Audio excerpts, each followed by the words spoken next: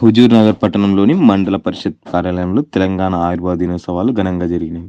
MPP Gudem Srinu జాతిపితలకు పూలమాలలు వేసి జాతీయ జెండా ఎగురవేసి వందనం స్వీకరించారు. తెలంగాణ ఆవిర్భావానికి వేల మంది ప్రాణత్యాగాలు చేసిన అమరులందరికీ జోహార్లు తెలిపారు.